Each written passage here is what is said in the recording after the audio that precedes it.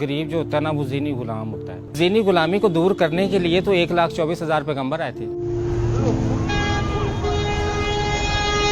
Camera on है, बता तो देंगे। मुझे समझ नहीं आती कि जियाला कौन है। मलक रियाज किसी का जियाला नहीं है। सिंध में भूखा मरने वाला इंसान ही जियाला है, मतलब अपनी मर्जी से चूज किया। पटवारी कौन है? पटवारी एक गरीब भूखा मरने वाला इंसान, खुद को मजलूम कहने वाला इंसान। और मुझे इतना गुस्सा और अफसोस आता है कि जब उस पटवारी ने पहले गुर्बत का रोना रोना है, उस जयाले ने पहले गुर्बत का रोना रोना है, उस यूथिये ने पहले गुर्बत का रोना रोना है। जब उनसे कहा जाना है कि तुम बदलो, तुम कोशिश करो, तुम मेहनत करो, तो वो कहेंगे नहीं नहीं नहीं, ऐसी किवें करिए, हम कैसे करें, ये तो हुकूमत की जिम्मेदारी है। हमें करोड़पति बनाना हुकूमत की जिम्मेदारी है।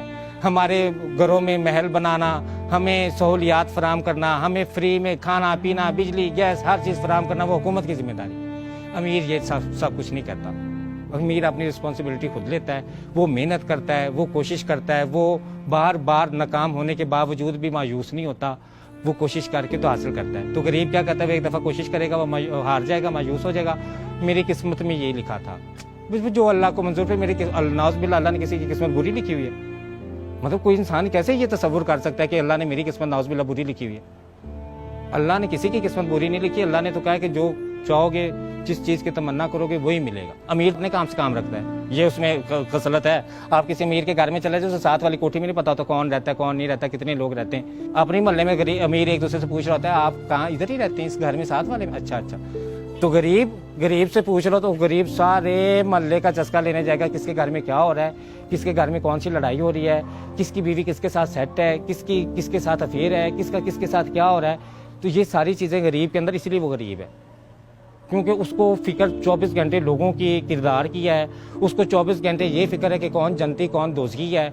मैं आपने देखा कि अमीर बड़ा एक वसी सोच रखता है, वो किसी पे ऐसे तोहमतें नहीं लगाता कि तुम जनती हो, तुम दोज़गी हो तुमने ये काम कर दिया, अब तो क़यामत आ जाएगी, अब तो तुम अल्लाह का कहर बर्दाश्त करोगे, नाउज़ बिल्लाह अस्तगफिरुल्लाह, अब तो ये करोगे, अब तो तुम इंसान ने ये गलती कर दी, अब तो ये माफ़ नहीं करोगे। अमीर ऐसा नहीं कहता, ये गरीब इंसान की मेंटालिटी है।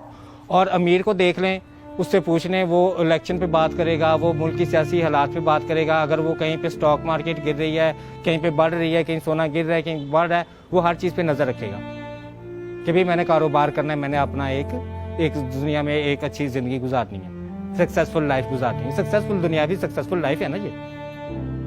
तो गरीब क्या होगा, वो कहेगा कि भाई मैं तो स्पिरिचुअल पावर चाहता हूँ, मुझे तो सक्सेसफुल लाइफ चाहिए ही नहीं। और उस सक्सेसफुल लाइफ चाहने के लिए इतना लालची है, इतना हवस परस्त है कि वो कुछ भी करने को तैयार है। मतलब अपनी कीमत इतनी थोड़ी लगाई हुई है कि बिरयानी की प्लेट पे भी बिक जाता है। लेकिन जब उससे बात कर लो तो उसकी रूहानियत की इंतहा इतनी ज़्यादा है, वो कहता है कि मैं इतना रूहानी हूँ, मुझे दौलत की तलब ही नहीं है, मुझे हवस नहीं है, बेशक मैं बिरयानी पे बिकने वाला हूँ। वज़ीर आज़म साहब ने 12,000 रुपया अनाउंस किया गरीबों को। मुझसे शर्त लगा लें कि भी किसी गरीब ने उस 12,000 को कारोबार के लिए इस्तेमाल किया।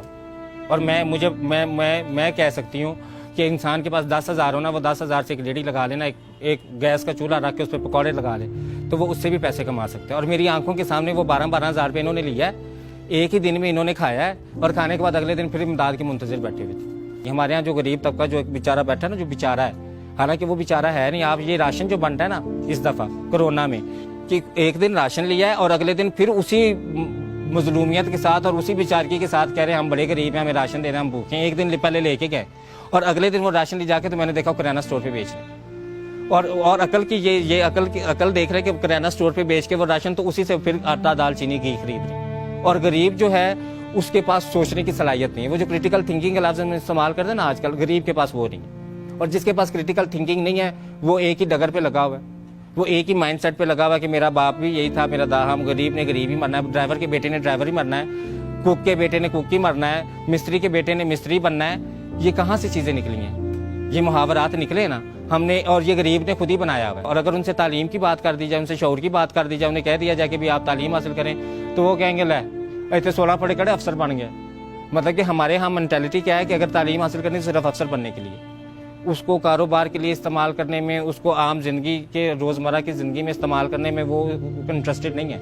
नौकर गुलाम है, नौकरी का लफ्ज़ ये गुलामी। आप किसी की भी नौकरी करें तो वो आपको इतनी उजरत दे दे कि आप अपनी सिर्फ खाना खा सकें। तो गुलाम के साथ क्या किया जाता था कि गुलाम से सारा दिन काम करवाया जाता था, आखिर में उसको इतना खाना दे दिया जाता था कि जिससे वो पेट भर के वो खा ले, उसको वो जोड़ ना सके, वो बचा ना सके।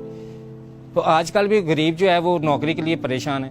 आजकल हर मिडिल क्लास बंदा, हर लोअर मिडिल क्लास बंदा अपने बच्चे की नौकरी के लिए परेशान है, कारोबार के लिए नहीं। कोई नहीं कहता कि मैंने इसे इंटरप्रेन्योरशिप इसको दिलानी है, मैंने इसको कारोबारी बनाना है, मैंने इसको तजारत सिखानी है। अब मैंने ये चीज़ें कुछ नोट की अमीरों के अंदर। एक तो अमीर पंक्चुअल होते हैं, वक्त के पाबंद होते हैं।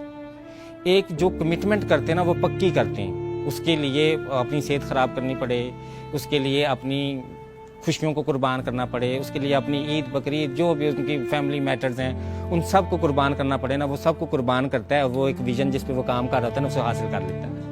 और एक अमीर की मैंने और सबसे अच्छी आदत ये देखी है कि वो फजूल खर्च नहीं होता। मैंने अक्सर अमीरों से कहा कि भाई तुम लोग इतने कंजूस क्यों होते, तो वो हंस के कहते हैं कि हम इसीलिए अमीर हैं कि हम कंजूस हैं। अगर हम शय खर्च हों, अगर हम फजूल खर्च हों तो हम लोग अमीर ना हो। आप अमीर बंदे को देख लें तो उसको ज़रा से भी कोई हाथ लगा ले तो वो फ़ौरन कोर्ट में चैलेंज करता है, उसको अदालत में चैलेंज करता है, उसको पुलिस में चैलेंज करता है। वो हर उस जगह पे जाता है कि ह्यूमन राइट इदारे में वो जाता है। वो कहाँ जाता है? गरीब कहीं पर भी नहीं जाता। गरीब बस यही कहता है असी लुट गए, असी मारे गए, असी बर्बाद हो गए। मतलब हर वक्त नेगेटिव एनर्जीज ऑब्जॉर्व करता है। गरीब की मैंने ये चीज़ देखी कि उसको 24 घंटे मौका चाहिए कि कहाँ से उसे नेगेटिव एनर्जीज मिले और वो ऑब्जॉर्व कर ले। तो बात का लुबे लुबाब एंड पे ये निकलता है कि बेशक इंसान के लिए वही कुछ है जिसकी वो कोशिश करता है। यूनिवर्सल लॉ है ना ये, अल्लाह ताला ने ये जो बात हमें बताई है ये अब यूनिवर्सल लॉ है कि बेशक इंसान के लिए वही कुछ है जिसकी वो कोशिश करता है। ये मफहूम है, एग्जैक्ट वर्डिंग मुझे याद नहीं। तो इससे नतीजा ये निकला कि अगर किसी इंसान ने कोशिश नहीं की तो उसका इल्ज़ाम वो दूसरों का ना दे, जो हमारी सोसाइटी में एक बड़ा कॉमन ट्रेंड है।